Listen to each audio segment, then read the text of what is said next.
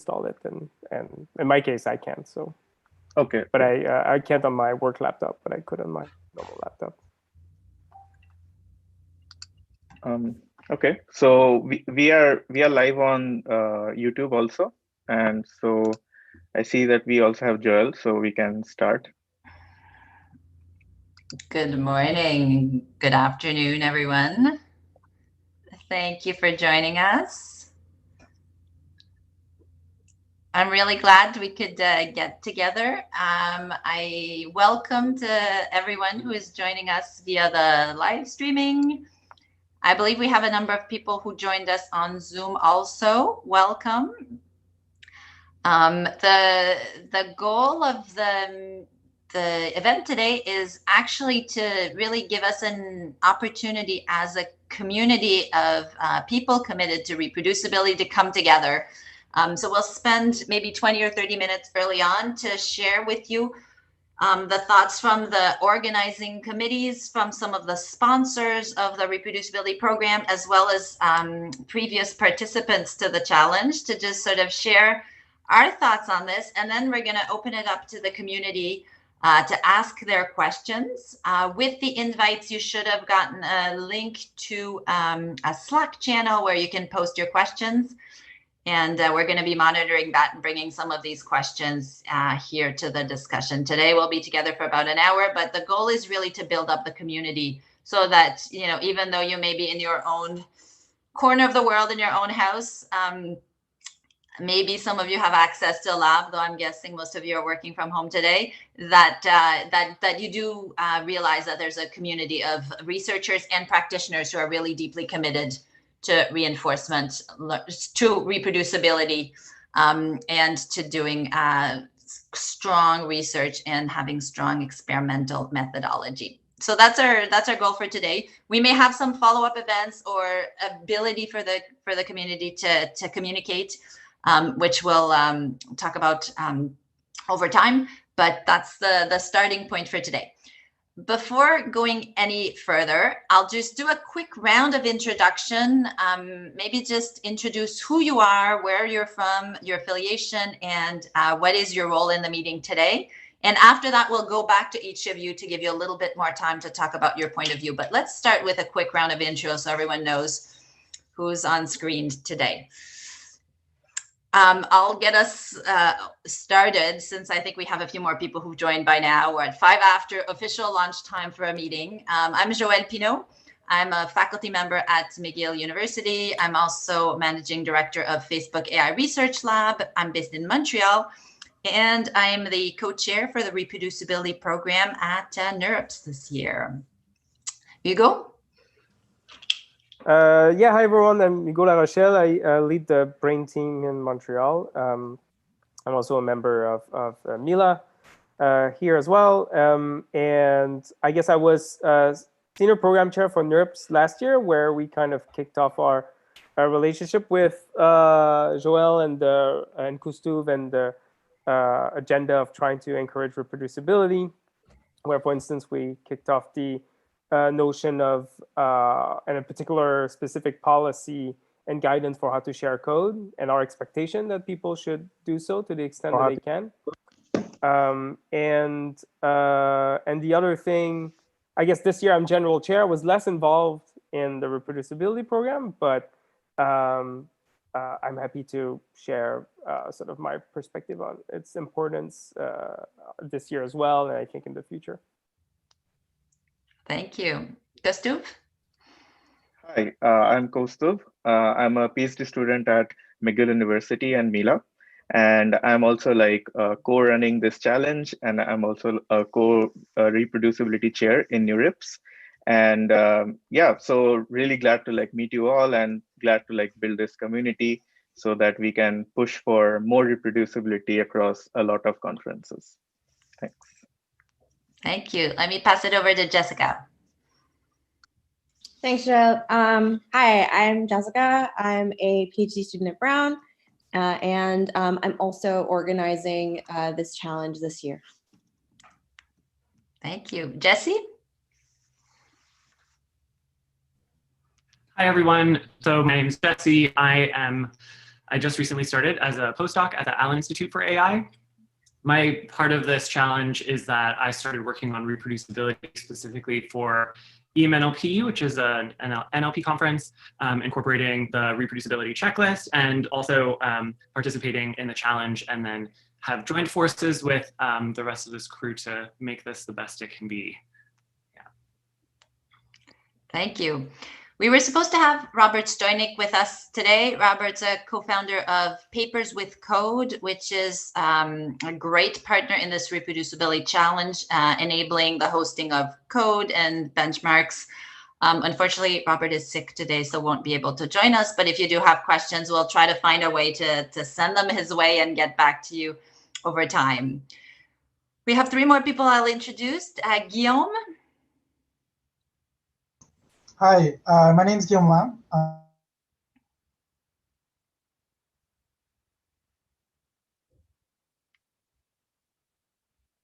Your sound is cutting off, Guillaume. I don't know if you want to, we got the beginning. Maybe you want to just go closer to your mic. Now you're on mute. Now it should be good. Much better. Perfect. So I don't know how much you got, but basically my name is Guillaume Lam, master student at UDM, and I'm one of the past participants from the Reproducibility Challenge. Welcome. Karl? Yes, hello everyone. So my name is Karl. I'm also a first-year master student at the University of Montreal, and yeah, my teammates and I participated in the last year challenge. Pro challenge. Thank you. And Gabriel? Hi, my name is Gabriel. I'm the only one of the 3 that isn't doing my master's. I'm wrapping up my bachelor's right now in software engineering at McGill, and then I'll be working full-time at Microsoft. So hopefully what I could do today is provide a perspective from someone who didn't have plans to become an ML researcher. I know my 2 colleagues did, so I'll be happy to share my experience with you today. Thank you very much. I will get us started a bit on the historical perspective for this challenge. This year, the challenge is actually part of the reproducibility program at NeurIPS, but the idea of this challenge started about 3 years ago. A few of the major international conferences had reproducibility workshops where researchers came together for a day with some talks on how we might encourage people to spend more time reproducing the work of other researchers, really from the point of view that if work is reproducible, it really gives us higher confidence in the scientific value of the results. And so that's really the motivation for this movement of reproducibility, of increasing the confidence we have in our knowledge. And it's important as a field to have, knowledge that we can really build on with high confidence. And so some of that was discussed in this workshop, and people would bring in different points of views on work that was or wasn't reproducible, what it meant. And part of that was really a discussion of how to set the conditions such that more people would embrace participation in reproducibility work, that it would be rewarding and rewarded to engage in that type of work. And so I know Hugo and I were at a particular workshop at ICML about 3 years ago on this topic, and a lot of brainstorming coming up of different ideas. I had this idea, maybe a few of us together, I forget now, had this idea of really trying to lean on the community at large to participate in reproducibility. Whereas typically in a conference, you submit a paper and there's kind of a pool of reviewers who vet the scientific quality of the paper. But as the community has grown, it's hard to ask these reviewers to take on more and more responsibility. So if you ask each reviewer to not just read the paper, but also re-implement the code and rerun all the experiments, it becomes really unbearable in terms of load. So the idea is, who else in the community can we invite in to participate and contribute to this process? There was a lot of back and forth of, whether we could put the invitation at large. You might get just anyone trying to reproduce work. Maybe they would be successful, but maybe they wouldn't be. And would it be the fault of the authors and so on? So a lot of back and forth and pros and cons trying to do that. And we decided to just run that as an experiment, to make the jump, run the reproducibility challenge. The first one was run in parallel with iClear about 2 years ago, iClear 2018, if I remember correctly.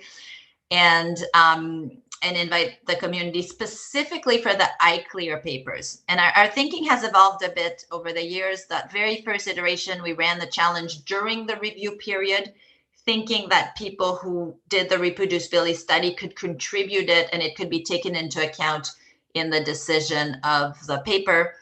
That proved to be hard to stick to that very tight schedule that is imposed by conference reviewing. It also turned out that it might have created some slightly adversarial conditions between people doing the reproducibility and the authors who are trying to make the work only look in their best, shiniest light. And so we took a step back, made some modifications, and since then we've run the reproducibility challenge on accepted papers. The other reason being that if you run it on all the papers, some of these papers are actually not very good. They're going to be rejected on the basis of the written words, and we don't want to invest our time in terms of implementation and experimentation on those lower quality papers.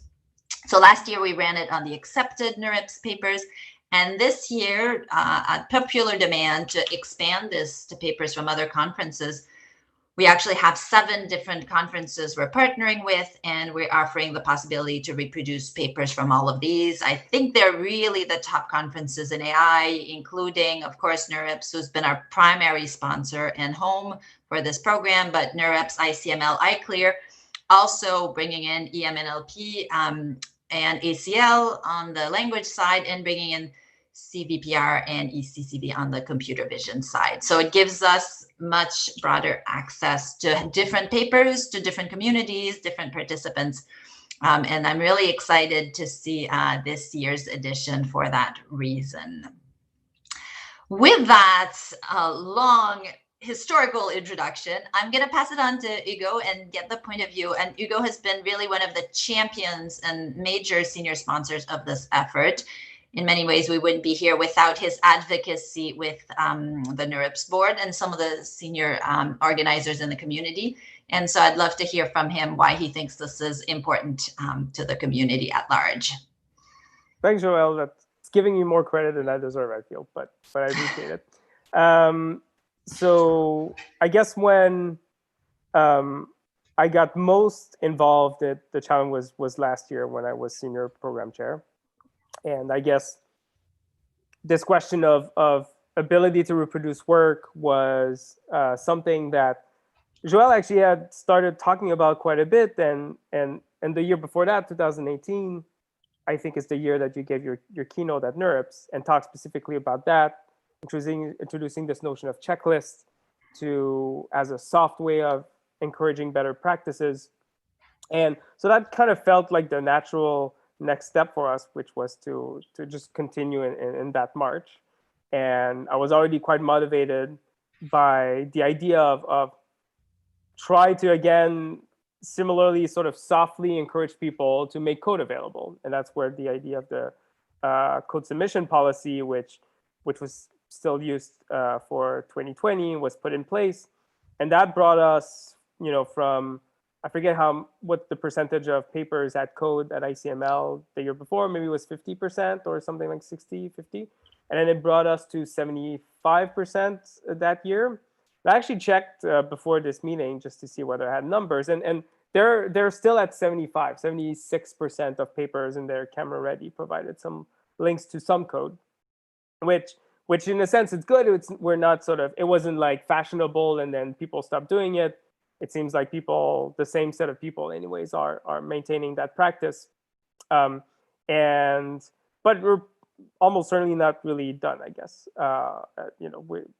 We wrote, or mostly Joelle and her various partners who analyzed some of the results from what people were responding relative to authors, for instance, and also reviewers, how they were using the checklist and things like that have been part of a study that we put on archive, trying to see how these various factors had an influence. I think just in general, more systematically thinking about how do we organize the field, how do we introduce perhaps soft incentives for doing the right thing or encouraging good behaviors, I think is something that was quite compelling to me.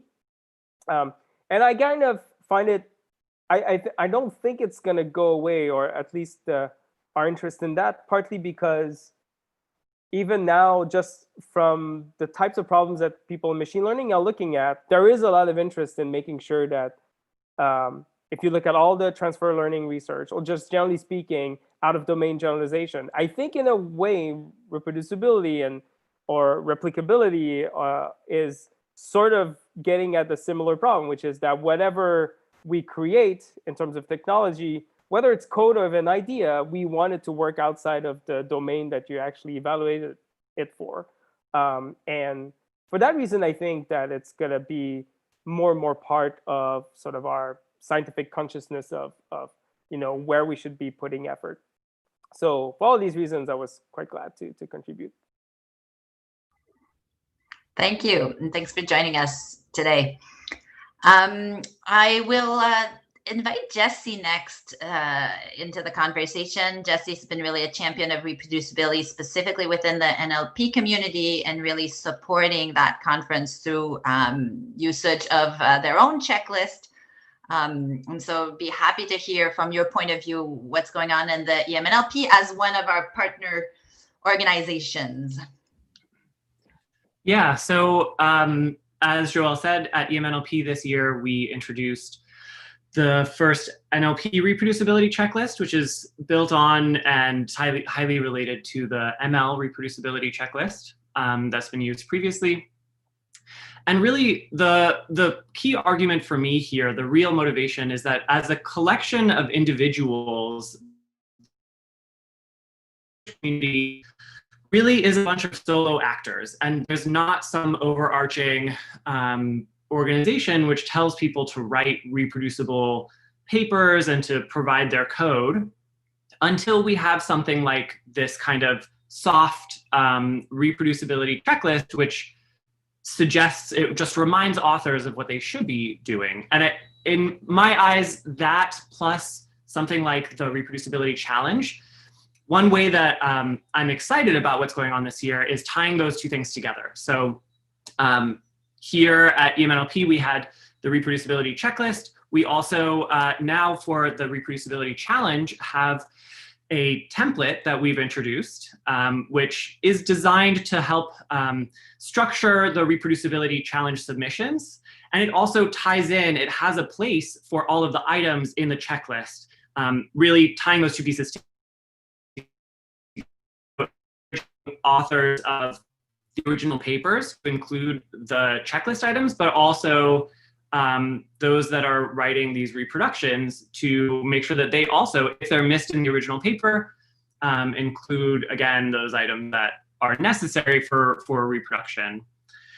I think at a high level, another motivational piece for me is that this is really a discussion about how we compare between different approaches. So going forward, I'm also really excited about incorporating some of this information to papers with code and to the leaderboards that are presented on papers with code, because leaderboards just comparing, one number against another single number, that's not so useful to somebody that's really interested in building on some of that work or just understanding the state of the art on some topic. So from my perspective, the most exciting thing about the 2020 challenge is the way that it connects together. At EMNLP in particular, I'm very happy that the program co-chairs were excited about and really enthusiastic about the reproducibility checklist. So the conference is actually happening right now. This is the third day of the conference. So in the intro, the reproducibility checklist was, described in a little bit of detail in the welcome remarks, and I'm excited now to have the results so we can compare the checklist responses both against the other conferences we've seen and going forward against conferences in the future. Yeah, and then I was looking at the responses a little bit before this meeting as well, and I found that at EMNLP this year we had just under 50% submissions submit code. So it was like the high 40s, which I think is interesting. That's where the machine learning conferences started when they first introduced these checklists. So I would love to see broader adoption of these ideas going forward. And now we're measuring it, so we can. That's great. Thank you, Jessie. And it's great to get sort of the updates live as the conference is happening. I will pass it over to Koustuv to give us some updates. I know Koustuv has been working closely with Robert in terms of setting up some platform tooling and so on to support all of this work and make it a little bit easier for everyone. Hi, thanks, Joelle. So yes, for the challenge, we have been like explicitly using OpenReview as our central platform. And OpenReview has been like really helpful for us to like set up the entire portal. So now you can go into OpenReview and like search for papers from 7 conferences. Like as of today, we have all the papers until EMNLP. So the EMNLP papers are still not added because we are like scraping it right now. But otherwise, still like NeurIPS, you will find like all papers, and the EMNLP paper should be like live by this week. And in the OpenReview portal, you can also like comment on the individual papers so that you can gain attraction from the original authors. So basically, you can talk to the original authors using the portal.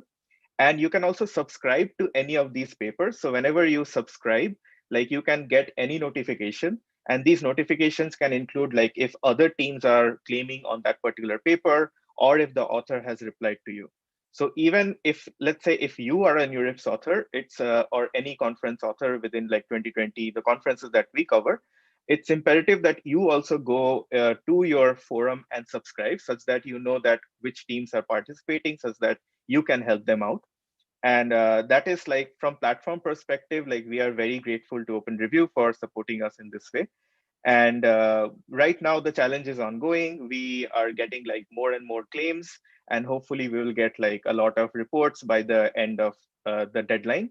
So essentially deadline wise, there has been like some confusion. So we essentially have like 2 deadlines. First is the soft deadline, that is before NeurIPS. And this deadline is not meant for reviewing. This deadline is just meant for you to like showcase your work to the NeurIPS attendees. And then we have a final deadline that is on the end of January, where you can like submit your final report. And we made it towards like end of January to accommodate a lot of fall courses as well as courses which end in January. So yeah, so that is like from the tooling and the platform perspective. And yeah, over to you, Joelle. Thank you very much, Koustuv. Great to hear these updates. Jessica, do you have some points to share? I know you've been deeply involved also in terms of developing best practices for reproducibility. So one of the things I think that I like to emphasize about this challenge is that I think it's a very useful way for the community to consider how do we improve as a community. And I think one of the things I particularly love about this challenge is that this allows us to be very innovative and really push the field to improve ourselves. I think that when it, as Joelle had mentioned earlier, one of the challenges with bringing best practices in reproducibility to major conferences is that these conferences are so enormous, right? And now we're dealing with 7 of them. And so any individual change is magnified tremendously because of the scale at which these changes occur.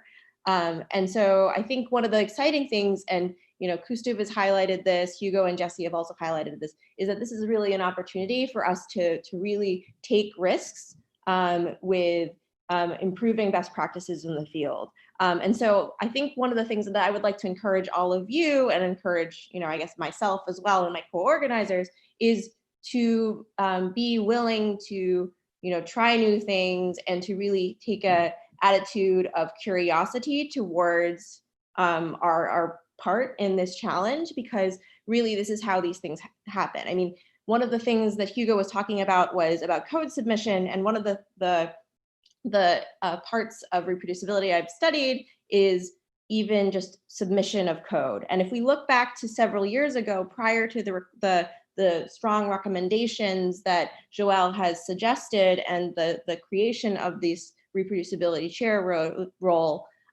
code publication was much rarer, right? We were getting into numbers of about 1/3, and now we have really doubled that number.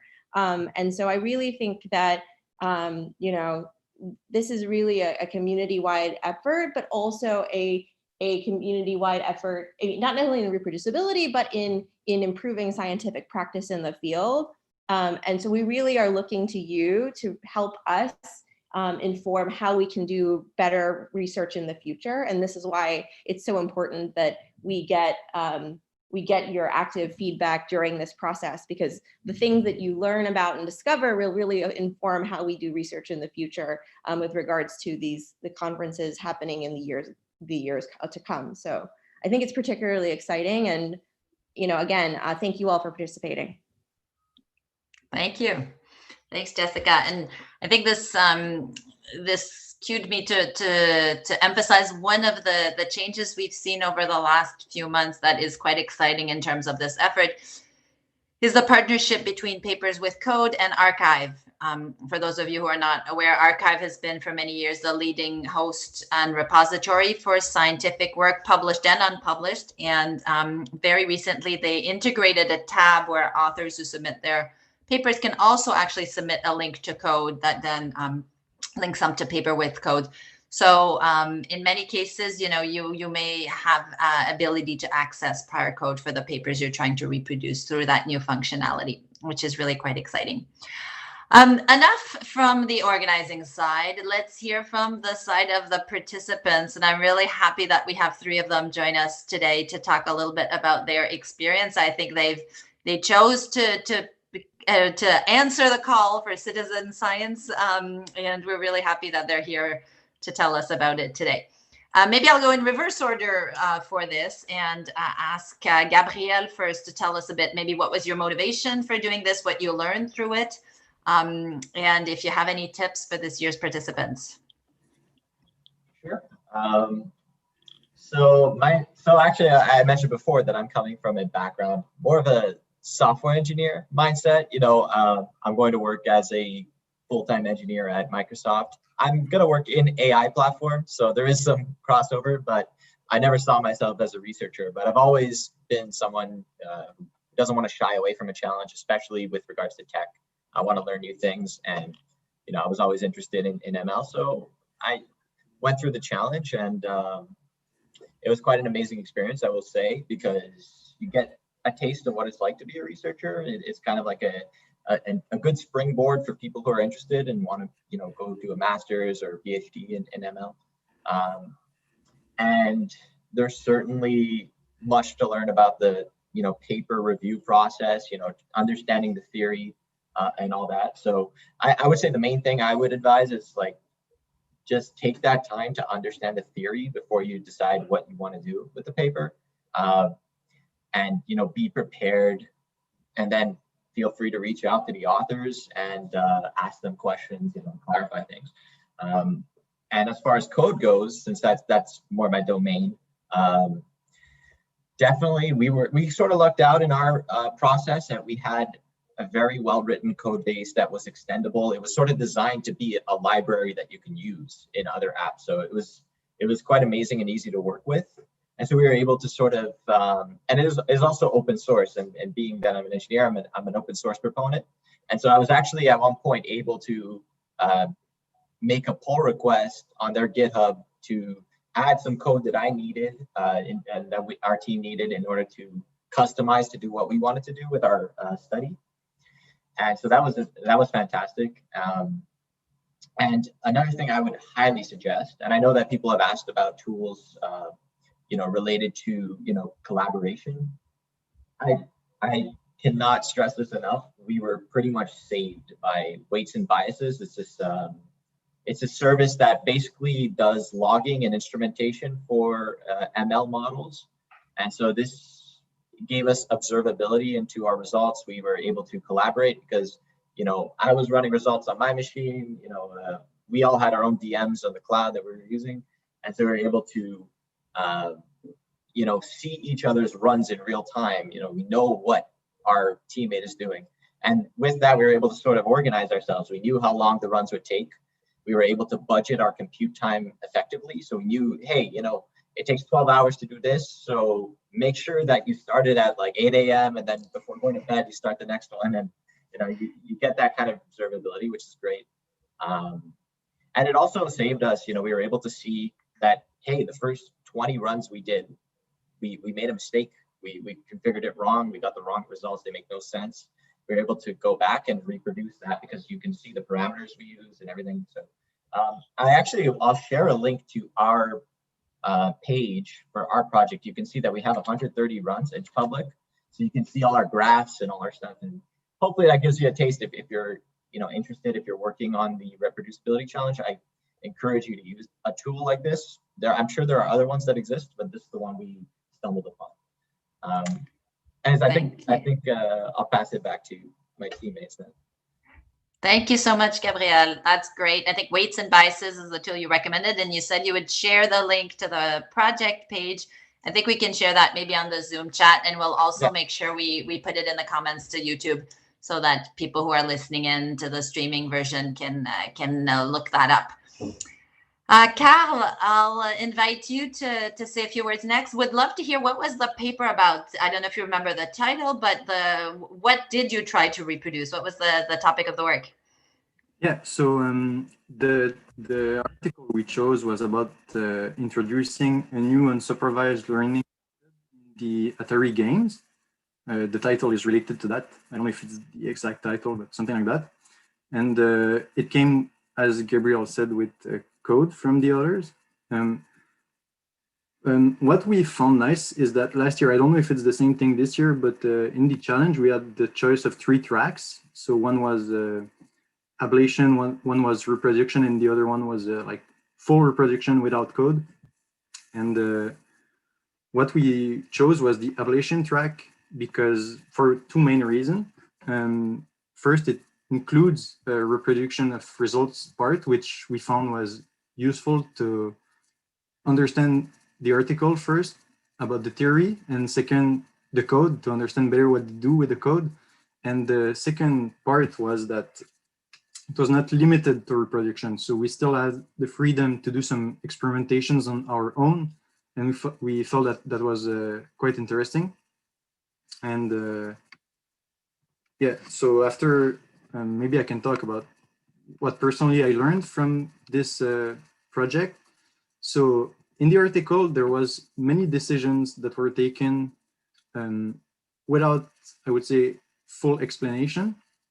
And I can give an example. So for example, there was a loss function, which was a weighted average of 2 loss, A and B, let's say, and the weights were given as 1/2. So we read that and we were a bit skeptical. Why 1/2 and 1/2? Did it try something else? So one of the experimentation we did was plug in P and 1 minus P and tune in this. And we found that indeed 1/2 was the best choice. So I would say that as a conclusion, we can say that sometimes the other don't explain fully their choices, but doesn't mean they didn't check for it. Yeah. So I think, yeah, that's it. And maybe Guillaume wants That's a really important point. The amount of information that is revealed and what is not revealed can vary tremendously, and doing reproducibility studies sometimes helps us shed light on all of this. Thank you. I'll send it over to Guillaume for his perspective on it. And I will maybe ask you also to comment on one thing that has come up in some of the questions already, which is, if you can talk a little bit about what was your interaction with some of the authors. I think you mentioned you were able to make a pull request. I would love to hear, how did you take that on? How did you communicate with them? If you have some tips on best practices there also. Yeah, of course. I mean, honestly, this is perfect because this is what I was planning on talking about. So as Koustuv was saying, the new feature of being able to talk to authors is really useful. And we would have loved to have that feature when we were doing it. But what we did initially was, go through the paper. We tried to understand the best we could. But then we also contacted the author because, we were under the impression that they might have some intuition or, they spend more time on it. So they probably have a better idea of where to go looking, where to do ablations.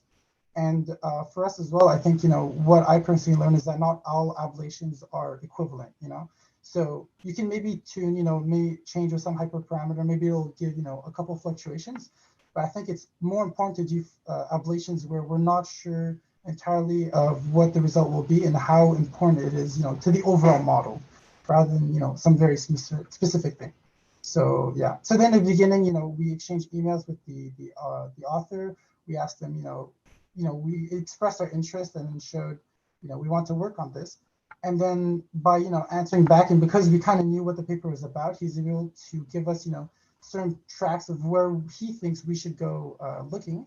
And also, tracks where he didn't have time to work on, but he's saying, maybe you guys should go investigate that, and that could be interesting. So yeah. Thank you. That's really useful tips. I think that this, one of the reasons we moved to doing it on accepted papers is to make it much more collaborative. Usually authors are pretty happy when their paper is accepted. And so they're going to be less guarded about what information they revealed. Whereas in the review process, they may be a little bit more guarded and concerned about what information they shared, whether they're going to be scooped if their paper doesn't get in, whether their work is going to be mischaracterized and so on. And so hopefully we can all benefit from that. I want to open it up, and I'm going to draw from some of the questions that we've been receiving. One of the questions is, do you have any recommendations in terms of resources, platforms, tools? We heard one already in terms of weights and biases. Is there anything else that you feel that you have seen used that you can recommend from the community or that you have used personally? Feel free to just kind of wave with your hand and I will direct traffic. Anyone has some? Koustuv, take it away. Get us started. Yeah, so thanks for the great question. So actually, me and Jessica, we wrote a document a couple of months back detailing what are the different tools and best practices that you can use. So it's available in my blog. I can also share a link here in Zoom, as well as I will share in the YouTube channels. So essentially, what we try to do is we list a lot of different tools that you can use. In my personal experience, since I work with PyTorch, so I will be kind of biased to that. But if you work with TensorFlow, you can also find equally good tools out there. For me personally, PyTorch Lightning has been really helpful because it's a all-in-one framework that helps in perfect reproducibility. It maintains model checkpoints and different model states, and it helps evaluation really well. But aside from that, there's a lot of different tools you should use for best practices. You can check out the best practices in my blog. For logging, TensorBoard has been really great. You can also use weights and biases, Comet ML. There's various different services that you can use these days. But there's another aspect which do not gets talked about a lot, is about software deprecation. So that is where Jessica will be able to tell you a bit about. So Jessica. Yeah. So one of the things that is a challenge that has been explored in reproducibility, and there's a really interesting 10-year reproducibility challenge that the journal ReScience just recently completed, is the role of software and software deprecation in results. And so one of the things that I would generally advise everyone to be particularly aware of when looking at other people's code is looking at what dependencies are being used. Luckily, many of us are looking at papers that are from this year. So the versions of software are probably very recent. But if you're interested in a paper that is from, even maybe 3 or 4 years ago, being able to replicate their software environment in order to run this experiment is going to be a particular challenge. And so hopefully you will have researchers who have very carefully documented the dependencies, hopefully in a very software readable format such that they can do that.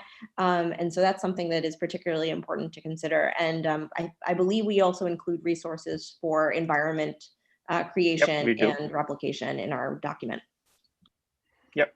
You can find all of these different tools in our document, especially for software deprecation. A lot of people use Docker or virtual machine instances.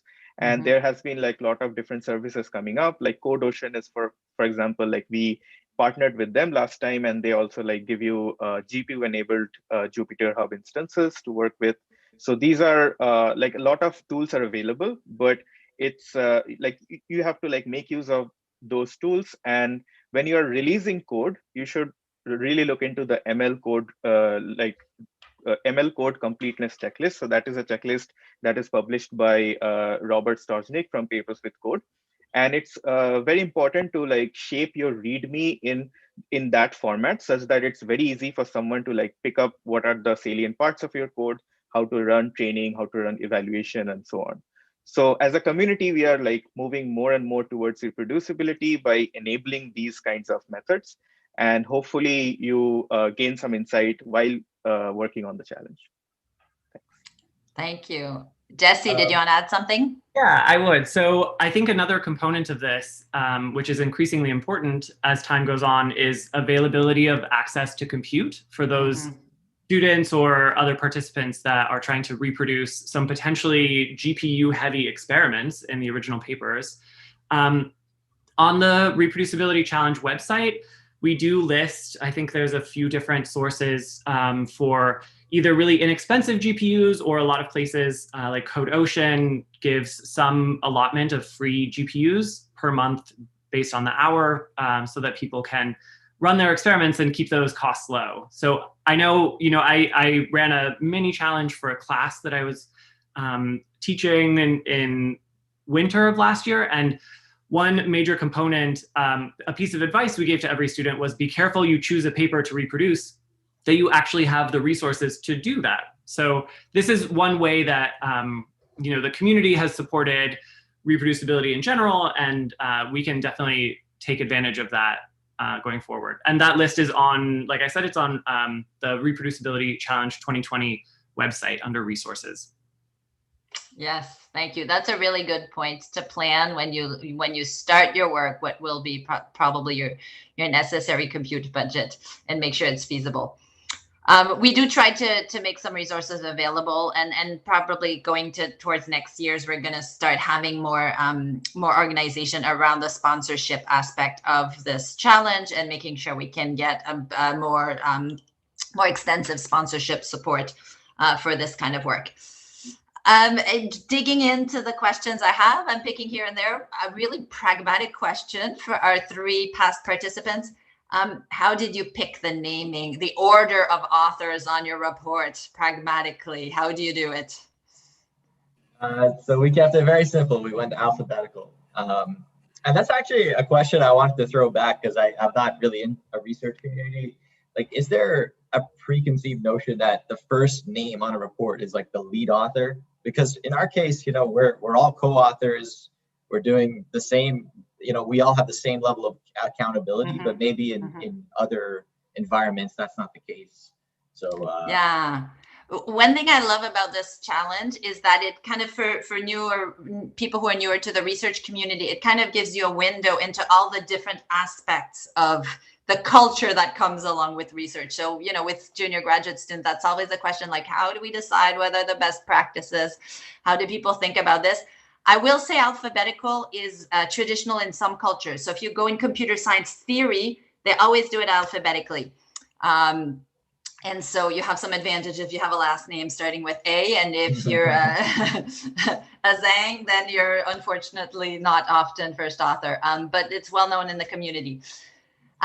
Maybe I'll send this question to Hugo, since as program chair of NeurIPS, you've seen a lot of papers come across your desk, and you've also been publishing yourself for many years. What are the best practices you've seen around this, specifically for machine learning papers?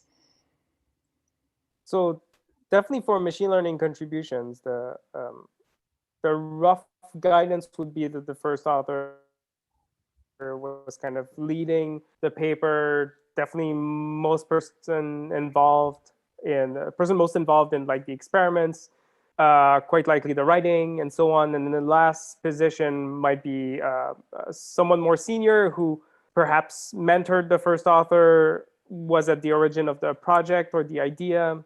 This is often the PhD advisor, for instance, of the first author. And that is probably the biggest, the most common approach. And now you start having these things like co-first authors, where people put asterisks to try to sort of emphasize that it was really hard to pick a single first author. which has some valuable, it gets ridiculous for the last two positions, which starts being slicing a bit thin.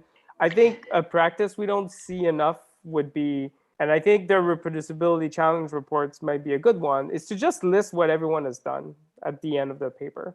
I think we've done that once for one of my papers as well. Just say who did what, because that's useful for scientific contributions for sure, because then you know who to reach out to if you have questions about a specific experiment. You know who has done those experiments, so you can reach out to them. So I think that's something we don't do enough that we probably should do more.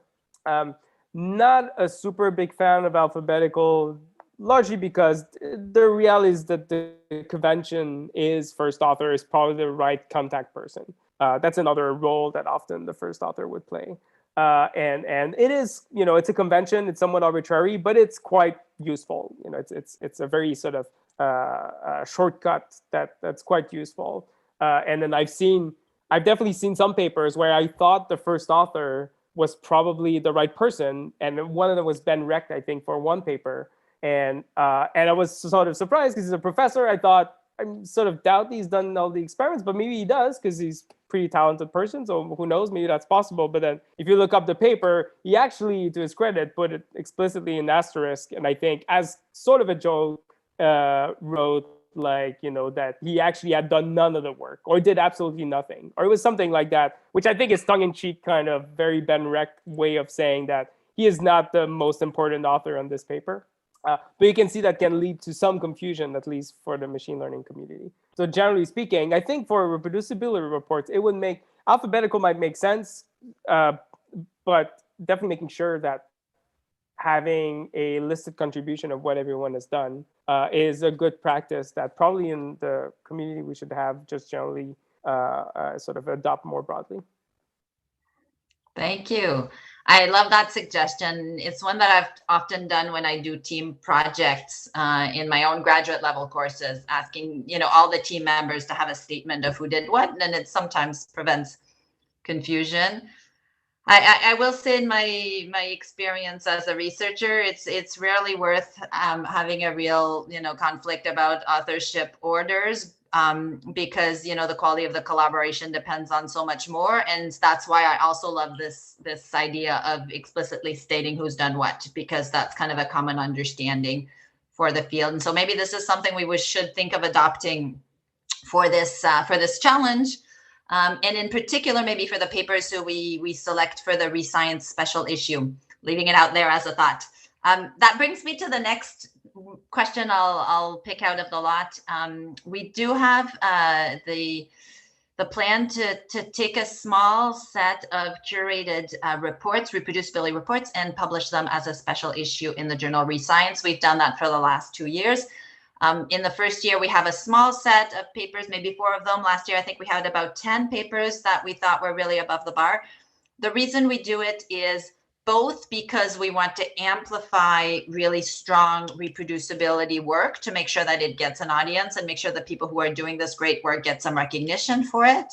The other reason we do it is so that as a community, we develop a practice of making good reproducibility reports, and we have a sense of what are good ones. So if we just look at open review and you've got 100 reports, it's really hard to know what's a good report versus a less good one.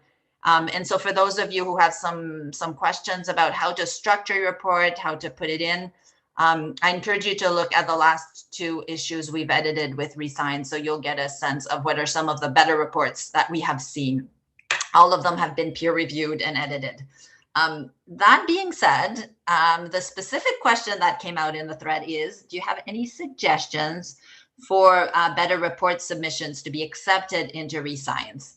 And so I'm curious to know here if anyone was a reviewer for some of these ReScience papers or an editor for them and wants to share what they saw as features of really good reproducibility reports. Jessica, maybe we'll start with you. Yeah, as a reviewer, I think that, so I will say as a researcher, we are often very heavily focused on technical aspects of the problem. But then when it comes to review time, we are often instead evaluated on how we present the story of the problem. And I think as a research community, we don't necessarily always emphasize the communication aspect of our work. But it's actually really interesting because a recent NeurIPS paper on reproducibility highlighted the importance of communication as a means of ensuring reproducibility itself, right? They note that one of the main causes of an inability to reproduce a paper is simply just miscommunication, right? So if you're not explicitly clear, sometimes you don't necessarily get the result you would hope for. So I would say, if you're affiliated with a class, definitely get a lot of feedback, collect feedback early, come up with a draft, don't necessarily, if you want to get published, it's useful for reviewers to provide you with feedback. But, since this is a once over, I would definitely collect as much feedback as possible so that you can feel confident that you're able to communicate the whole story to a new reviewer. Because as a reviewer, I find that this reviewing challenge is a unique challenge in that you have to be really familiar with the paper and you have to be very familiar with the paper that you're reviewing. So it's an additional level of work. And so if you can make the job of the reviewer easier by really telling a very clear story of what you did and what was the result of your work, I would say that probably puts you in a better situation than even saying, oh, well, we were able to perfectly reproduce this work. I think oftentimes just the thoroughness of the method and the thoroughness of the communication is really key to doing a very good job. Thank you. Yeah, I think these are great tips. Koustuv, do you have some other tips to add? Yeah, so adding to Jessica's points, so essentially when if you want your reproducibility report to stand out, essentially you have to narrow your scope of reproducibility to one specific point of the paper. So that point, a paper these days are really loaded, they have a lot of experiments, they have a lot of ablations. But if you can find out, okay, this is one salient point that I want to investigate. So rather than basically just rerunning the entire code base of the paper, if you essentially narrow down to this particular point, that could be the baseline of the paper, that could be a central claim of the paper. It's even better if it's a central claim. So then you can essentially try to replicate that, or if you can try to rewrite code from scratch about that.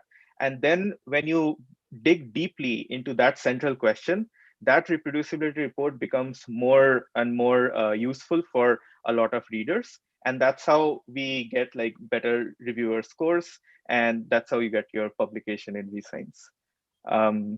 Yeah. Solid tips from one of the co-editors from the last edition. Did someone else want to jump in on this question? Jessie, I would just like to add that this is a very nice way of also constraining the computational demands of your experiments as well. Good point. Yeah. Yeah, and I would just say too that part of the motivation for the template, the optional template that we introduced this year, was we saw just a huge variety of structures and writing styles and reproductions submitted previously. And this is one way to make sure that you're getting all of the information into your report that really will benefit the reviewers and future readers. So the template's optional. And if, for, I would say the more senior students, those that have some research experience, probably can adjust that or just, write the report as they normally would. But as a sort of guide, it is a useful tool for people that are learning how to write machine learning papers, just to make sure that they include all of the information that's necessary. So it's meant to make it easier, and I hope that we do see some adoption so that people can have some consistency. And again, I think a point that Jessica made, which is we want to make it easy for a reader. We want to facilitate understanding of what you have done. And so good, clear communication, in different sections where you've got an accurate description of the process that you went through to get your results. I think that's really what will benefit future readers. That's great. We have just a few minutes left, and I'm tempted to do something. I haven't warned any of my co-panelists about this, but I'm going to do a really rapid fire round of questions. Last words from each of you before we close. Really quickly, Guillaume, how many hours would you estimate you put into your reproducibility work? Oof. I don't know. It must be a bit under 100 hours, but I'd say a good, 40, 50 hours. And, that doesn't include all the computing time that we do on the side with our environments. Thank you. Gabriel, over to you. Do you feel like the reproducibility challenge helped you land your job? I was already an intern at Microsoft beforehand, but for sure, because I'm moving to more of an AI-oriented organization within Microsoft, it may help me to negotiate to get into a better position within that organization, just having had some level of experience doing research over the average just software engineer. So that it could potentially help me in the future, but it didn't help me particularly with this one. Yeah. Thank you. Karl, question for you. Are you going to participate again in the reproducibility challenge? I don't know yet. Not this year, that's for sure. But I mean, it was a nice experience, so why not? Excellent. Jessie, question for you. You said about 40% of papers came with code this year at EMNLP. What's your prediction for next year? I would hope, fingers crossed, 60%. We also are, we introduced this reproducibility checklist, which will be used at NACL, which is another conference upcoming. Their deadline is in the next few weeks. So hopefully what we will see at NACL is an improvement in code submission over EMNLP. That's great. Thank you. Hugo, quick question for you. What is your estimate of the number of papers at NeurIPS, percentage of papers that have really high reliability in terms of reproducibility? You're overseeing the acceptance of all of them. Oh my goodness. I think I might be somewhat pessimistic. I think there's still values in those papers, but a weakness of the process, which is to just provide, link to code, is that, there's no verification beyond that, which is why this challenge is important. If it was less than half, I wouldn't necessarily be surprised, which doesn't mean that these papers aren't valuable. I think there are good conceptual ideas behind, but if we did more than half, I think I would be pretty happy with that.